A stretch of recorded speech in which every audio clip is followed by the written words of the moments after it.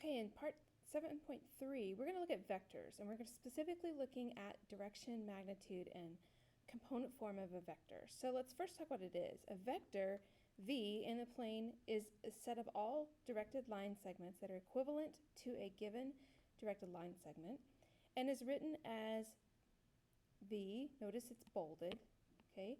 It's a bold V, and it's PQ. P is the initial end of the vector, and Q is the terminal end of the vector. Okay, bold letters are used. P is the initial, Q is the terminal. All right, so that's all written out there for you. So what do I mean by this? So when you have a vector, we always bold it out as best you can. Initial, terminal, and then it has a little arrow on it, okay? So it's basically a ray, a line segment ray, P, Q. And we look at its direction, which way is it pointing, basically slope. So direction, when we talk about direction, we're talking about the slope of the line. And magnitude has to do with the length. And so we will use good old distance formula to do that. Now, equivalent vectors are something we will talk about. And so equivalent vector will look like this. So here's your xy coordinate plane, right? So if my initial vector is right here, I could have an equivalent vector just in a different quadrant. As long as it has the same length and direction, they are equivalent. So it could be any of these places as long as they're equivalent in length and direction, or magnitude and slope, okay? Now, to show that two vectors are equivalent, find the distance, okay, and the direction of each slope.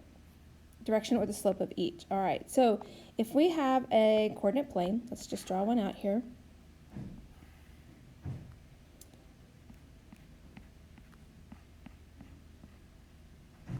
Okay. And let's say I have a vector here it goes from 0, 0 to 3, 2. Okay. That's P and Q. And then I have another vector at 1, 2 that goes up to 4, 4. And we'll call this one RS. Okay, so I have vector RS and I have vector PQ. So I need to check to see that the length's the same and the direction is the same, okay? Now to find the length, let's do PQ first since it starts at the origin. It's pretty simple. So PQ, to find the length, I'm going to use the distance formula. And we notate it like this. Notice the double lines, PQ with the arrow. That means the magnitude. And so what I'm going to do is the difference of my x values. So that's 0, 0, and 3, 2. So 3 minus 0 squared plus difference of my y values, 2 minus 0 squared, which gives me, what, 9 plus 4? So it's the square root of 13. All right, so the magnitude or the length of PQ is square root of 13, and that's fine for now. Now let's think about the slope of PQ. This is just slope formula, guys. So y minus y on top, x minus x on the bottom. So it's the slope of 2/3, okay? So now I know that the magnitude of PQ, we said, is the square root of 13, and the slope is 2/3, okay? So I'm going to do the same thing for RS, okay? Let's do magnitude of RS here. All right, difference in my x values. Now I have to be careful because it's not at 0, 0, right? It's at, this point is 1, 2. I didn't write it down, but there it is, 1, 2. So when I do my difference of my x's, 4 minus 1 squared plus difference of y's, 4 minus 2 squared. So what is that? 3 squared plus 2 squared. So that would be 9 plus 4. That's the square root of 13. Okay, so far so good, right? So with RS, the magnitude of RS comes out to be the square root of 13, and they match. So far so good. So then let's do slope of RS. Difference of y's again. So 4 minus 2 over difference of x's, 4 minus 1, that's 2 over 3.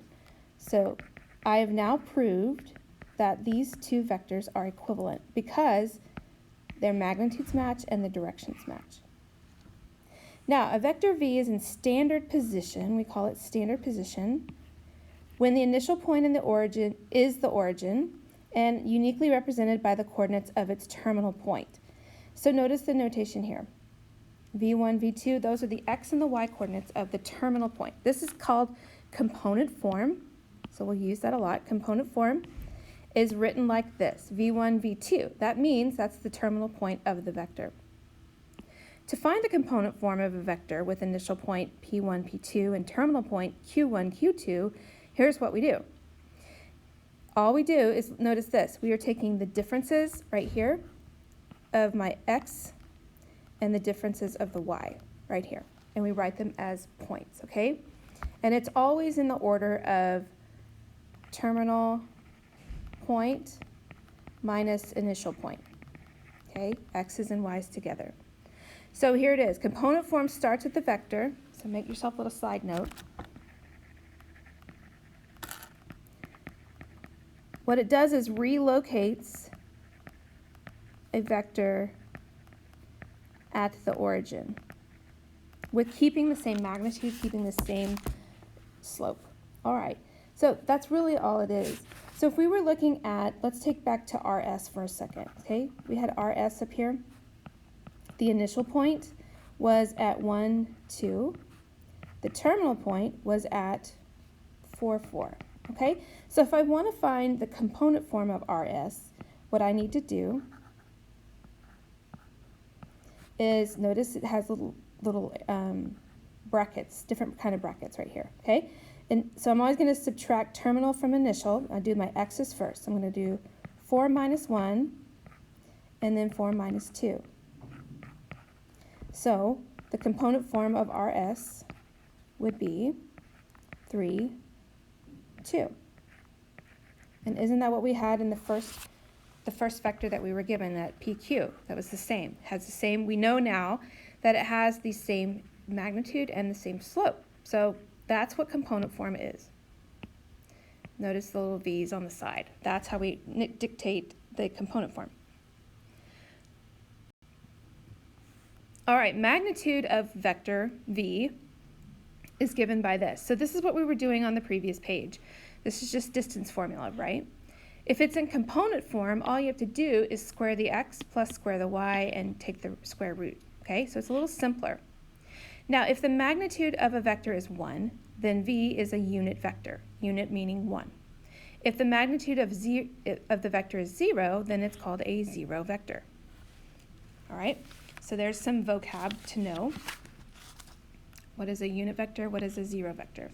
So let's look at these examples here. Find the component form and the magnitude of this vector. So I want to look at this first. So where are my points? This was at 0, 0, and this one comes up here to what? 2, 3, right? So it's already in component form because it's starting at the origin. So my component form, remember bold the v because for vector, is going to be 2, 3. Easy enough. The magnitude of that vector, we're going to have to do a little work, right? But since it's in component form, I just take the x and square it plus the y and square it. That gives me the square root of 4 plus 9. So the magnitude then of v is equal to the square root of 13. Sounds very familiar, doesn't it? Okay, so that's the magnitude. Let's look at number 2. This one has an initial point. It's not component form. It's at, what is this, 2, 2? And its terminal point is over here at -1, 1, 2, 3, 4. Okay, so we want to put it in component form first, okay? So I'm going to take the difference of my x's, starting with the terminal, so -1 minus 2, 4 minus 2. That means it's going to be -3 and 2. That is the component form of my vector. Once I know that, doing the magnitude is a little simpler.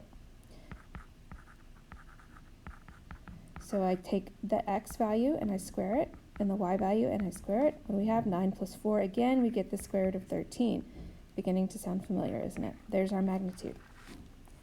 All right, one more. This one has fractions, but it's not impossible. It's not even graphed for us, but we can do this.